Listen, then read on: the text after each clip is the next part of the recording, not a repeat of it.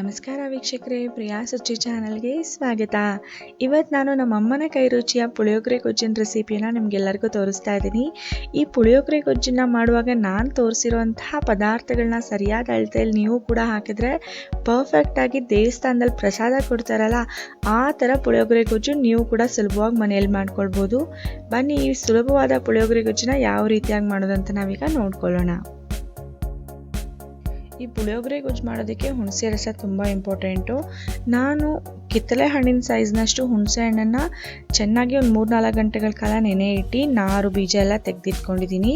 ಅದೇ ಥರ ಒಂದು ಅರ್ಧ ಕಪ್ಪಷ್ಟು ಬೆಲ್ಲನ ಕೂಡ ತೊಗೊಂಡಿದ್ದೀನಿ. ಈಗ ನಾನು ಒಂದು ಕಡಾಯಿಗೆ ಈ ಹುಣಸೆ ರಸವನ್ನು ಹಾಕ್ಕೊಳ್ತಾ ಇದ್ದೀನಿ. ನೀವು ನಾರು ಬೀಜ ಎಲ್ಲನೂ ತೆಗೆದು ಚೆನ್ನಾಗಿ ಕಿವುಚಿ ರಸವನ್ನು ತೆಗಿಬೇಕಾಗುತ್ತೆ. ನೋಡಿ ಎಷ್ಟು ಗಟ್ಟಿಯಾದಂಥ ರಸ ಬಂದಿದೆ. ಒಂದು ಕಿತ್ತಳೆ ಹಣ್ಣಿನ ಸೈಜಷ್ಟು ಹುಣಸೆ ಹಣ್ಣು ನೆನೆ ಇಟ್ಬಿಟ್ರೆ ಸಾಕು. ಈಗ ಇದನ್ನು ನಾವು ಚೆನ್ನಾಗಿ ಬೇಯಿಸ್ಕೊಳ್ಬೇಕು. ಇದು ಬೇಯೋವರೆಗೂ ನಾವು ಒಂದು ಮಸಾಲೆ ಪುಡಿಯನ್ನು ರೆಡಿ ಮಾಡ್ಕೊಳ್ಳೋಣ. ಇದನ್ನು ಗ್ಯಾಸ್ ಫ್ಲೇಮ್ ಸಣ್ಣ ಇಟ್ಟಿರಿ. ಅಲ್ಲಿವರೆಗೂ ಈ ಎಲ್ಲ ಪದಾರ್ಥಗಳನ್ನ ನಾನು ಹುರಿದು ಪುಡಿ ಮಾಡ್ಕೊಳ್ತೀನಿ. 4 ಚಮಚದಷ್ಟು ನಾನು ಧನಿಯಾವನ್ನು ತೊಗೊಂಡಿದ್ದೀನಿ. ಧನಿಯಾ ಕಾಳು 4 ಚಮಚ. ಉದ್ದಿನಬೇಳೆನ ನಾನು 2 ಚಮಚದಷ್ಟು ತೊಗೊಂಡಿದ್ದೀನಿ. ಉದ್ದಿನಬೇಳೆ ಜೊತೆಗೆ ಕಡಲೆಬೇಳೆನ ಕೂಡ 2 ಚಮಚನೇ ತೊಗೊಳ್ಬೇಕಾಗುತ್ತೆ. ಕಾಳು ಮೆಣಸಿನ ಮಾತ್ರ 1 ಚಮಚದಷ್ಟು ತೊಗೊಂಡ್ರೆ ಸಾಕು. ಜೀರಿಗೆ ಕೂಡ ನಾನು 2 ಚಮಚದಷ್ಟು ತೊಗೊಂಡಿದ್ದೀನಿ. ಜೊತೆಗೆ ಮೆಂತೆ ಕಾಳು ತುಂಬ ಒಳ್ಳೆ ಟೇಸ್ಟ್ ಕೊಡುತ್ತೆ. 1 ಚಮಚ ತೊಗೊಂಡ್ರೆ ಸಾಕು. ನೀವು ಅರ್ಧ ಚಮಚ ಕೂಡ ತೊಗೊಳ್ಬೋದು. ಹೆಸರು ಬೇಳೆನ ಕೂಡ ನಾನು 2 ಚಮಚದಷ್ಟು ತೊಗೊಂಡಿದ್ದೀನಿ. ಅದೇ ರೀತಿ ಒಂದು ಅರ್ಧ ಇಂಚಷ್ಟು ಚಕ್ಕೆ ತೊಗೊಂಡಿದ್ದೀನಿ. ಒಂದು 10 ಲವಂಗ ತೊಗೊಂಡಿದ್ದೀನಿ. ಈ ಮಸಾಲೆ ಹಾಕ್ಕೊಂಡ್ರೆ ತುಂಬ ಚೆನ್ನಾಗಾಗುತ್ತೆ. 15 ಬ್ಯಾಡಗಿ ಮೆಣಸಿನ್ಕಾಯಿನ ತೊಗೊಂಡಿದ್ದೀನಿ. ಖಾರದ ಪುಡಿ ಬದಲಿಗೆ ಇದನ್ನೇ ಹುರಿದು ಪುಡಿ ಮಾಡಿ ಹಾಕ್ಕೊಳ್ತೀನಿ. ಈಗ ನಾನು ಒಂದು ಕಡಾಯಿ ತೊಗೊಂಡಿದ್ದೀನಿ. ಈ ಕಡಾಯಿಗೆ ನಾನು 4 ಚಮಚದಷ್ಟು ಧನಿಯಾ ಕಾಳನ್ನು ಹಾಕ್ಕೊಳ್ತಾ ಇದ್ದೀನಿ. ಇದನ್ನು ನಾವು ಚೆನ್ನಾಗಿ ರೋಸ್ಟ್ ಮಾಡ್ಕೊಳ್ಬೇಕಾಗುತ್ತೆ. 1 ನಿಮಿಷಗಳ ಕಾಲ ಸ್ವಲ್ಪ ಘಮ ಬರೋವರೆಗೂ ರೋಸ್ಟ್ ಮಾಡ್ಕೊಳ್ಳೋಣ. ರೋಸ್ಟ್ ಮಾಡ್ತಾನೆ ಇದಕ್ಕೇನೆ ನಾನೀಗ ಜೀರಿಗೆಯನ್ನು ಕೂಡ ಸೇರಿಸ್ಕೊಳ್ತಾ ಇದ್ದೀನಿ. 2 ಚಮಚದಷ್ಟು ಜೀರಿಗೆ ಹಾಕ್ಕೊಳ್ತಾ ಇದ್ದೀನಿ. ಅದೇ ರೀತಿ 1 ಚಮಚ ಮೆಣಸನ್ನು ಹಾಕ್ಕೊಂಡಿದ್ದೀನಿ. ಈ ಮೂರನ್ನು ಕೂಡ ಈಗ ಒಳ್ಳೆ ಘಮ ಬರೋ ತನಕ ಚೆನ್ನಾಗಿ ಗ್ಯಾಸ್ ಫ್ಲೇಮ್ನ ಮೀಡಿಯಮಲ್ಲಿಟ್ಟು ಚೆನ್ನಾಗಿ ರೋಸ್ಟ್ ಮಾಡ್ಕೊಳ್ಳೋಣ. ಈಗ ಚೆನ್ನಾಗಿ ರೋಸ್ಟ್ ಆಗಿದೆ. ಸಪ್ರೇಟ್ ಪ್ಲೇಟ್ನಲ್ಲಿ ಇಟ್ಟಿದ್ದೀನಿ. ಮತ್ತು ಅದೇ ಕಡಾಯಿಗೆ ಕಡಲೆಬೇಳೆ ಮತ್ತು ಉದ್ದಿನಬೇಳೆಯನ್ನು ಕೂಡ ಹಾಕ್ಕೊಳ್ತಾ ಇದ್ದೀನಿ. ತಲಾ 2 ಚಮಚದಷ್ಟಿದೆ. ಇದನ್ನು ಕೂಡ ಘಮ ಬರೋವರೆಗೂ ನಾವು ಚೆನ್ನಾಗಿ ರೋಸ್ಟ್ ಮಾಡ್ಕೊಳ್ಬೇಕು. ಇದನ್ನು ಕೂಡ 1 ನಿಮಿಷ ಕಾಲ ರೋಸ್ಟ್ ಮಾಡಿ ಆದಮೇಲೆ ಇದಕ್ಕೇನೆ ಹೆಸರು ಬೇಳೆಯನ್ನು ಕೂಡ ಹಾಕ್ಕೊಳ್ತಾ ಇದ್ದೀನಿ ನಾನು. ಜೊತೆಗೆ ಚಕ್ಕೆ ಲವಂಗವನ್ನು ಕೂಡ ಸೇರಿಸ್ಕೊಂಡಿದ್ದೀನಿ. ಮೆಂತೆ ಕಾಳನ್ನು ಕೂಡ ಹಾಕ್ಕೊಳ್ತಾ ಇದ್ದೀನಿ. ಈಗ ಎಲ್ಲ ಪದಾರ್ಥಗಳನ್ನ ಒಳ್ಳೆ ಘಮ ಬರೋವರೆಗೂ 1-2 ನಿಮಿಷಗಳ ಕಾಲ ಗ್ಯಾಸ್ನ ಸಣ್ಣ ಉರಿಯಲ್ಲಿಟ್ಟು ಚೆನ್ನಾಗಿ ರೋಸ್ಟ್ ಮಾಡ್ಕೊಳ್ಳೋಣ. ಸ್ವಲ್ಪ ಕೆಂಪಗಾದರೆ ಸಾಕು. ಕಡಲೆಬೇಳೆ ಉದ್ದಿನಬೇಳೆ ಸ್ವಲ್ಪ ಕೆಂಪಗಾದರೆ ಸಾಕು. ಇದನ್ನು ಕೂಡ ಅದೇ ಪ್ಲೇಟ್ಗೆ ಹಾಕಿಟ್ಕೊಂಡಿದ್ದೀನಿ. ಈಗ ಒಣ ಮೆಣಸಿನ್ಕಾಯಿನ ಕೂಡ ನಾನು ರೋಸ್ಟ್ ಮಾಡ್ಕೊಳ್ತಾ ಇದ್ದೀನಿ. ಇದು ಕೂಡ ಒಂದು 30 ಸೆಕೆಂಡಿಂದ 1 ನಿಮಿಷಗಳ ತನಕ ರೋಸ್ಟ್ ಮಾಡಿಕೊಂಡ್ರೆ ಸಾಕು. ಹೆಚ್ಚು ರೋಸ್ಟ್ ಮಾಡೋದು ಬೇಡ, ಕಪ್ಪಾಗಿಬಿಡುತ್ತೆ. ನೋಡಿ ಈಗ ಇದು ರೋಸ್ಟ್ ಆಗಿದೆ. ಇದನ್ನು ಕೂಡ ಸಪ್ರೇಟಾಗಿ ನಾನು ತೆಗೆದಿಟ್ಕೊಳ್ತಾ ಇದ್ದೀನಿ. ಈಗ ಇವೆಲ್ಲವನ್ನು ನಾವು ಚೆನ್ನಾಗಿ ಮಿಕ್ಸರ್ ಜಾರ್ಗೆ ಹಾಕಿ ಪುಡಿ ಮಾಡ್ಕೊಳ್ಬೇಕಾಗುತ್ತೆ.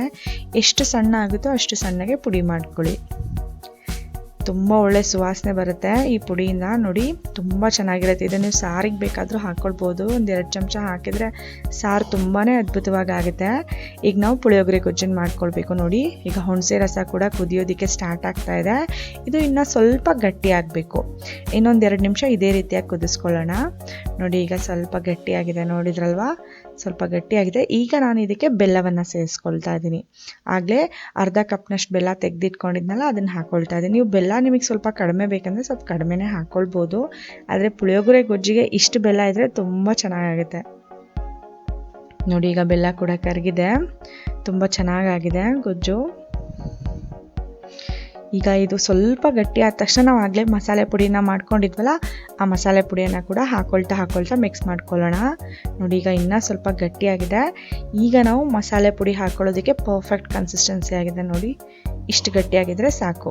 ಈಗ ನಾವು ರೆಡಿ ಮಾಡ್ಕೊಂಡಿರೋಂಥ ಮಸಾಲೆ ಪುಡಿ ಹಾಕ್ಕೊಳ್ಳೋಣ. ಮೊದಲಿಗೆ ಉಪ್ಪು ಹಾಕ್ಕೊಳ್ಬೇಕು. ರುಚಿಗೆ ತಕ್ಕಷ್ಟು ಉಪ್ಪು, ಅರ್ಧ ಚಮಚ ಅರಿಶಿನ. ಉಪ್ಪನ್ನು ನಾನು 2 ಚಮಚದಷ್ಟು ಹಾಕ್ಕೊಂಡಿದ್ದೀನಿ. ಯಾಕೆಂದರೆ ಇದು ಒಂದು 15ರಿಂದ 18 ಜನ ತಿನ್ಬೋದು ಇಷ್ಟು ಗೊಜ್ಜಲ್ಲಿ. ಹಾಗಾಗಿ ನಾನು 2 ಚಮಚದಷ್ಟು ಉಪ್ಪನ್ನು ಹಾಕ್ಕೊಂಡಿದ್ದೀನಿ. ಅರ್ಧ ಚಮಚ ಅರಿಶಿನವನ್ನು ಹಾಕ್ಕೊಂಡಿದ್ದೀನಿ.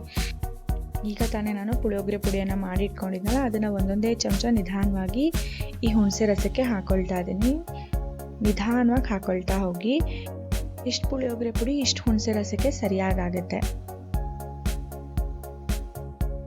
ನೋಡಿ ಪುಳಿಯೋಗರೆ ಪುಡಿ ಹಾಕ್ತಾ ಹಾಕ್ತಾ ಗೊಜ್ಜು ಯಾವ ರೀತಿಯಾಗಿ ಗಟ್ಟಿ ಆಗ್ತಾ ಹೋಗ್ತಾ ಇದೆ ಅಂತ. ತುಂಬ ಚೆನ್ನಾಗಾಗುತ್ತೆ, ನೋಡ್ತಾ ಹೋಗಿ. ನೀವು ಕೊನೆಯಲ್ಲಿ ಬೇಕಿದ್ರೆ ಒಂದು 2 ಚಮಚದಷ್ಟು ಈ ಮಸಾಲೆ ಪುಡಿಯನ್ನು ತೆಗೆದಿಟ್ಕೊಳ್ಳಿ, ಸಾಂಬಾರಿಗೆ ಹಾಕ್ಕೊಳ್ಳಿ, ತುಂಬ ಅದ್ಭುತವಾಗುತ್ತೆ. ಈಗ ನೋಡಿ ಗೊಜ್ಜು ಕೂಡ ಎಷ್ಟು ಗಟ್ಟಿಯಾಗಿದೆ. ಇದನ್ನು ಹೀಗೆ ಕೈ ಆಡಿಸ್ತಾ ನಾವು ಬಿಸಿ ಮಾಡ್ಕೊಳ್ತಾ ಇರಬೇಕಾಗುತ್ತೆ. ಗ್ಯಾಸ್ನ ತುಂಬ ಸಣ್ಣ ಉರಿಯಲ್ಲಿ ಇಟ್ಟಿರಿ. ಈಗ ಇದೇ ರೀತಿಯಾಗಿ ಕೈ ಆಡಿಸ್ಕೊಳ್ತಾ ಇನ್ನೊಂದು ನಿಮಿಷಗಳ ಕಾಲ ನಾವು ಬೇಯಿಸ್ಕೊಳ್ಬೇಕಾಗುತ್ತೆ. 1 ನಿಮಿಷ ಆದಮೇಲೆ ಗ್ಯಾಸ್ ಫ್ಲೇಮ್ನ ಆಫ್ ಮಾಡಿ ಒಗ್ಗರಣೆ ಹಾಕ್ಕೊಂಡು ಇದಕ್ಕೆ ಸೇರಿಸ್ಕೊಂಡು ಮತ್ತೆ ಗ್ಯಾಸ್ನ ಆನ್ ಮಾಡ್ಕೊಳ್ಬೇಕಾಗುತ್ತೆ. ಈಗ ನೋಡಿ ಎಷ್ಟು ಗಟ್ಟಿಯಾಗಿದೆ, ಗೊಜ್ಜು ತುಂಬ ಚೆನ್ನಾಗಾಗಿದೆ. ಈಗ ನಾವು ಒಗ್ಗರಣೆ ಹಾಕ್ಕೊಳ್ಳೋಣ. ಒಗ್ಗರಣೆ ಹಾಕೋದಕ್ಕೆ ಎಲ್ಲ ಸಾಮಗ್ರಿಗಳನ್ನ ತೊಗೊಂಡಿದ್ದೀನಿ. ಒಂದು ಕಡಾಯಿಗೆ ನಾನೀಗ ಮೊದಲಿಗೆ 1 ಕಪ್ಪಷ್ಟು ಅಂದರೆ 150 ml ಅಷ್ಟು ಎಣ್ಣೆ ಹಾಕ್ಕೊಳ್ತಾ ಇದ್ದೀನಿ. ಈ ಪುಳಿಯೋಗರೆ ಗೊಜ್ಜಿಗೆ ಎಣ್ಣೆ ಅಂತೂ ಎಷ್ಟು ಬೇಕಾದರೂ ಹಿಡಿಯುತ್ತೆ. ಇನ್ನೂ ಒಂದು 50 ml ಎಕ್ಸ್ಟ್ರಾ ಹಾಕಿದ್ರೂ ಕೂಡ ಎಣ್ಣೆ ಹಿಡಿಯುತ್ತೆ. ನೋಡಿ, ಎಣ್ಣೆಯನ್ನು ಚೆನ್ನಾಗಿ ಕಾಯಿಸ್ಕೊಳ್ಬೇಕಾಗುತ್ತೆ. ಎಣ್ಣೆ ಕಾದ್ಮೇಲೆ ನಾನು ಒಂದು 1/4 ಕಪ್ನಷ್ಟು ಶೇಂಗಾ ಅಂದರೆ ಕಡಲೆಕಾಯಿ ಬೀಜನ ಹಾಕ್ಕೊಳ್ತಾ ಇದ್ದೀನಿ. ಇದು ತುಂಬ ಕ್ರಿಸ್ಪಿ ಆಗೋವರೆಗೂ ಚೆನ್ನಾಗಿ ನಾವು ಫ್ರೈ ಮಾಡ್ಕೊಳ್ಬೇಕು. ಮೊದಲಿಗೆ 1 ನಿಮಿಷ ಚೆನ್ನಾಗಿ ಫ್ರೈ ಮಾಡ್ಕೊಂಡ್ಬಿಡೋಣ. ಆಮೇಲೆ ಉಳಿದಿರೋ ಪದಾರ್ಥಗಳ ಜೊತೆಗೇ ಫ್ರೈ ಮಾಡ್ಕೊಳ್ತಾ ಹೋಗ್ಬೋದು. ಅದ್ರ ಜೊತೆ 1 ಚಮಚ ಸಾಸಿವೆನೂ ಕೂಡ ಹಾಕೊಂಡು ನಾನು ಚೆನ್ನಾಗಿ ಫ್ರೈ ಮಾಡ್ಕೊಳ್ತೀನಿ. ಈಗ ಇದ್ರ ಜೊತೆಗೇ 1 ಚಮಚದಷ್ಟು ಕಡಲೆಬೇಳೆ ಮತ್ತು ಉದ್ದಿನಬೇಳೆಯನ್ನು ಕೂಡ ಹಾಕೊಂಡಿದ್ದೀನಿ. ಕಡಲೆಬೇಳೆ ಉದ್ದಿನಬೇಳೆ ಹಾಕೊಂಡ್ರೇ ಒಗ್ಗರಣೆಗೆ ಒಂದು ಕಳೆ. ಅದರಲ್ಲೂ ಪುಳಿಯೋಗರೆ ಗೊಜ್ಜಿಗಂತೂ ಅದೆರಡು ಇರಲೇಬೇಕು. ಅದನ್ನು ಕೂಡ ಕ್ರಿಸ್ಪಿ ಆಗೋವರೆಗೂ ಚೆನ್ನಾಗಿ ಫ್ರೈ ಮಾಡ್ಕೊಳ್ಳೋಣ. ಫ್ರೈ ಮಾಡ್ತಾನೆ ನಾನು ಇದಕ್ಕೆ 4 ಒಣಮೆಣಸಿನ್ಕಾಯಿನ ಹಾಕ್ಕೊಳ್ತಾ ಇದ್ದೀನಿ. ಜೊತೆಗೆ ಕೆಲವು ಕರಿಬೇವು ಎಲೆಗಳನ್ನ ಕೂಡ ಹಾಕ್ಕೊಳ್ತಾ ಇದ್ದೀನಿ. ಕರಿಬೇವಿನ ಫ್ಲೇವರ್ ಅಂತೂ ತುಂಬಾ ಚೆನ್ನಾಗಿರುತ್ತೆ ಪುಳಿಯೋಗರೆ ಗೊಜ್ಜಲ್ಲಿ. ಇದನ್ನು ಕೂಡ ಚೆನ್ನಾಗಿ ಫ್ರೈ ಮಾಡ್ಕೊಳ್ಳೋಣ. ಕಡಲೆಕಾಯಿ ಬೀಜ, ಉದ್ದಿನಬೇಳೆ, ಕಡಲೆಬೇಳೆ ಎಲ್ಲ ಚೆನ್ನಾಗಿ ಕ್ರಿಸ್ಪಿಯಾಗಿ ಆಗಿದೆ. ಈಗ ಇದಕ್ಕೆ ನಾನೀಗ ಒಂದು ಅರ್ಧ ಚಮಚದಷ್ಟು ಇಂಗನ್ನು ಹಾಕ್ಕೊಳ್ತಾ ಇದ್ದೀನಿ. ಇಂಗನ್ನು ಕೂಡ ಹಾಕ್ಕೊಳ್ಳಿ, ತುಂಬ ಒಳ್ಳೆ ಫ್ಲೇವರ್ ಬರುತ್ತೆ. ಅದನ್ನು ಕೂಡ ಚೆನ್ನಾಗಿ ಮಿಕ್ಸ್ ಮಾಡ್ಕೊಳ್ಳೋಣ. ಈಗ ಗ್ಯಾಸ್ ಫ್ಲೇಮ್ನ ಪೂರ್ತಿಯಾಗಿ ಸಣ್ಣ ಉರಿಯಲ್ಲಿ ಇಟ್ಕೊಂಡಿರಿ. ಕೊನೆಯಲ್ಲಿ ನಾನು ಬಿಳಿ ಎಳ್ಳನ್ನು ಹಾಕ್ಕೊಳ್ತಾ ಇದ್ದೀನಿ. 1 ಚಮಚದಷ್ಟು ಬಿಳಿ ಎಳ್ಳನ್ನು ಹಾಕ್ಕೊಂಡಿದ್ದೀನಿ. ಬಿಳಿ ಎಳ್ಳನ್ನು ಹಾಕಿ ಒಂದು 30 ಸೆಕೆಂಡ್ಗಳ ಕಾಲ ಕೈ ಆಡಿಸಿ ಗ್ಯಾಸ್ ಫ್ಲೇಮ್ನ ಆಫ್ ಮಾಡ್ಕೊಂಡ್ಬಿಟ್ರೆ ಸಾಕು. ಆಗ ಬಿಳಿ ಎಳ್ಳು ಕೂಡ ಚೆನ್ನಾಗಿ ಫ್ರೈ ಆಗುತ್ತೆ. ಈಗ ನಮ್ಮ ಒಗ್ಗರಣೆ ರೆಡಿಯಾಗಿದೆ. ಈ ಬಿಸಿ ಬಿಸಿ ಒಗ್ಗರಣೆಯನ್ನು ನಾವು ಆ ಗೊಜ್ಜಿನೊಳಗಡೆ ಹಾಕ್ಕೊಳ್ಬೇಕಾಗುತ್ತೆ. ಈಗ ನಾನು ಈ ಗೊಜ್ಜಿಗೆ ಬಿಸಿ ಬಿಸಿ ಒಗ್ಗರಣೆಯನ್ನು ಹಾಕ್ಕೊಳ್ತಾ ಇದ್ದೀನಿ. ಒಗ್ಗರಣೆ ಹಾಕಿದ್ಮೇಲೆ ಗ್ಯಾಸ್ ಫ್ಲೇಮ್ನ ನಾವು ಮತ್ತೆ ಆನ್ ಮಾಡ್ಕೊಳ್ಬೇಕಾಗುತ್ತೆ. ಆನ್ ಮಾಡಿಕೊಂಡು ಈಗ ಒಗ್ಗರಣೆ ಜೊತೆಗೆ ಈ ಗೊಜ್ಜನ್ನ ನಾವು 5 ನಿಮಿಷಗಳ ಕಾಲ ಚೆನ್ನಾಗಿ ಬೇಯಿಸ್ಕೊಳ್ಬೇಕಾಗುತ್ತೆ. ಈ ರೀತಿ ಮಿಕ್ಸ್ ಮಾಡ್ಕೊಳ್ತಾ ಚೆನ್ನಾಗಿ ಬೇಯಿಸ್ಕೊಳ್ಬೇಕು. ಆಗ ಎಣ್ಣೆ ಎಲ್ಲ ಆ ಗೊಜ್ಜು ಜೊತೆಗೆ ಚೆನ್ನಾಗಿ ಮಿಕ್ಸ್ ಆಗ್ತಾ ಹೋಗುತ್ತೆ. ಆ ಗೊಜ್ಜು ಪೂರ್ತಿ ಎಣ್ಣೆಯನ್ನು ಯಾವ ರೀತಿಯಾಗಿ ಹೀರ್ಕೊಂಡ್ಬಿಡುತ್ತೆ ನೀವೇ ನೋಡಿ. ಈಗ ಗೊಜ್ಜಿನ ಕನ್ಸಿಸ್ಟೆನ್ಸಿ ಪರ್ಫೆಕ್ಟಾಗಿದೆ. ಎಣ್ಣೆ ಕೂಡ ಸರಿಯಾದ ಅಳತೆಯಲ್ಲಿ ಹಾಕಿದ್ದೀನಿ. ತುಂಬ ಚೆನ್ನಾಗಾಗಿದೆ. ಈಗ ಇದನ್ನು ಬಿಸಿ ಬಿಸಿ ಅನ್ನದ ಜೊತೆ ಕಲಿಸ್ಕೊಂಡು ತಿಂತಾ ಇದ್ದರೆ ಆಹಾ ಏನು ಮಜಾ ಇರುತ್ತೆ ಗೊತ್ತಾ. ಗೊಜ್ಜು ಸ್ವಲ್ಪ ತಣ್ಣಗಾಗೋದಕ್ಕೆ ಬಿಡಿ. ಪೂರ್ತಿಯಾಗಿ ತಣ್ಣಗಾದ್ಮೇಲೆ ನೀವು ಉದುರಾಗಿ ಮಾಡ್ಕೊಂಡಿರೋಂಥ ಅನ್ನಕ್ಕೆ ಈ ಗೊಜ್ಜನ್ನು ಕಲಿಸ್ಕೊಂಡು ತಿಂತಾ ಇದ್ದರೆ ತುಂಬಾ ಚೆನ್ನಾಗಿರುತ್ತೆ. ಪಕ್ಕ ದೇವಸ್ಥಾನದಲ್ಲಿ ಪ್ರಸಾದ ಕೊಡ್ತಾರಲ್ಲ ಅದೇ ರೀತಿಯಾಗಿರುತ್ತೆ. ತುಂಬಾ ರುಚಿಯಾಗಿರುತ್ತೆ.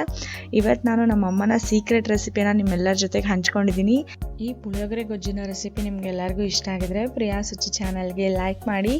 ಇನ್ನೂ ಹೆಚ್ಚಿನ ಹೊಸ ರೆಸಿಪಿಗಳಿಗಾಗಿ ನಮ್ಮ ಚಾನಲ್ನ ಸಬ್ಸ್ಕ್ರೈಬ್ ಮಾಡ್ಕೊಳ್ಳಿ. ಮುಂದಿನ ವಿಡಿಯೋದಲ್ಲಿ ಭೇಟಿ ಆಗ್ತೀನಿ. ಇವತ್ತಿನ ಈ ವಿಡಿಯೋ ನೋಡಿದ್ದಕ್ಕಾಗಿ ಧನ್ಯವಾದಗಳು.